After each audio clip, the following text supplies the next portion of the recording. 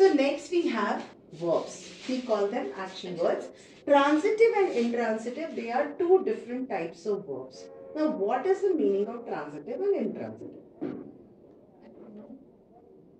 I remember, but I not recall it. Let's recall it. Transitive would need an object, right?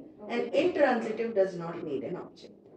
So how do I say it has an object? And when do I say it doesn't have an object? So when I say, for example, Shubhangi sleeps, there's no object involved. Shubhangi sleeps. Shubhangi cries. Shubhangi laughs. Right? But when I say Shubhangi gave a book to her friend, here book becomes an object which is moving from one to the other. So that time the verb becomes transitive. In many cases, a verb can be both transitive and also be intransitive because of the way it is being used. Right? These are the things that come when you are actually attempting your grammar questions. So sometimes it would be in a transitive form, sometimes it would be in an intransitive form. So we need to know which form it is. Now whenever we are talking about adjectives, these three are the ones that we deal with a lot.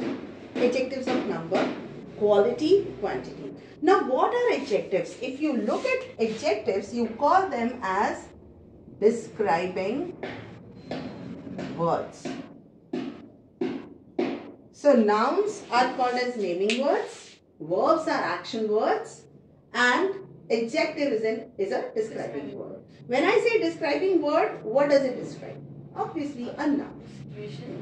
A noun, a situation, anything that would be a noun, right? It is going to describe that particular part of speech. So it would tell you about the quality.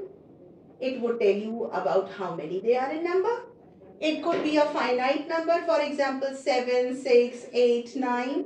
It could also be a number which is not fixed. Some, few, many, like that.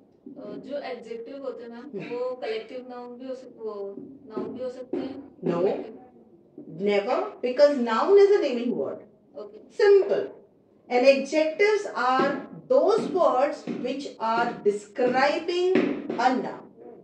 So they would never be nouns. Okay. Right? That is why we say they are describing words. They describe, they tell you about it. For example, a girl would be a noun. It would never be an adjective because it is a name. But when I say beautiful girl, when I say lovely girl, I am describing how does the girl look like.